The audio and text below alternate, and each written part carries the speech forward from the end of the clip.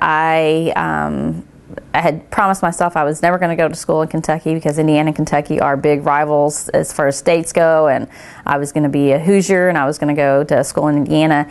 And I got a call from the coach at Western Kentucky University and wanted me to come down and look, and so I begrudgingly said, okay, I'll go.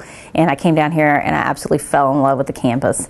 I thought it was beautiful. It wasn't too far away from home. It was about a 2-hour drive, kind of just far enough where I was away, but I was close enough to get home if I could. As a physical therapist, we work with a lot of athletes, a lot of people that are trying to get back on the field and back on the court, and my athletes tend to respect the fact that I played, that I've been there, that I understand what they're going through, that I know their time constraints.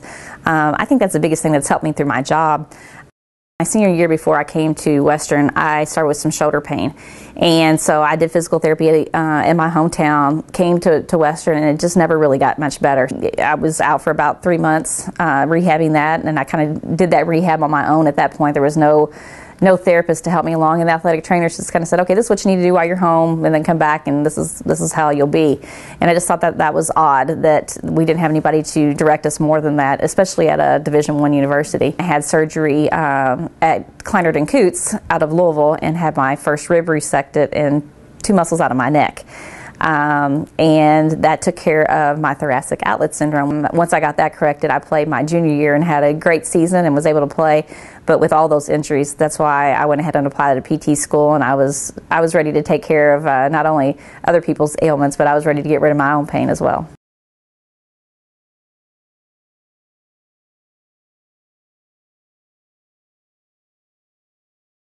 The budget was not good or very big for volleyball at that point. Our coach was needing somebody to come in and just hit balls at people, and he asked Travis if he would do that. And that's kind of how it started out with him coming into practice. He would be at practice, and we tried to keep things as separate as we could as far as a relationship goes and doing what we're supposed to be doing, business type thing during practice. And for some reason, he was tossing balls to the setter, and I was a setter, and he couldn't toss. It was awful. He was running me left, he was running me right. I was getting so mad. And finally, at the end of the drill, I took the ball and just slung it and hit him. And after that, we were good, and we never had any more problems during practice. He was 24 when he got the head job. He was the youngest Division I head coach in the country. So he's 25, I'm 23 when we get married, and we're not much older than the girls that were playing for him. So we kind of had that connection where they felt comfortable telling us things. Sometimes they told us things that we didn't really want to know, or so-and-so's boyfriend cheated on my boyfriend, and all these things. We got the phone calls in the middle of the night for smoke alarms going off, that they are convinced that their dorm was burning down. Things that that normal coaches I don't think dealt with, that they felt more comfortable with us. And I think through the years that's just kind of evolved, where we continue to have a close relationship with not only his players, but really a lot of the different players within the athletic department. At the end of the day, Travis graduated from Western, I graduated from Western, and we have this thing within us about just being a hilltopper and making kids feel at home and being their family away from home. And that goes as far as having it's nothing for us to have college kids at our house all the time.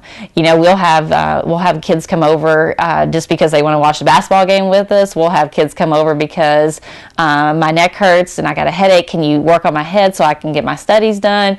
We had kids that have had surgery that have actually stayed at our house, basically just trying to, their families are away from them. They want that home feeling. They don't want to be in a dorm room or in a hotel room, and we open our homes to that.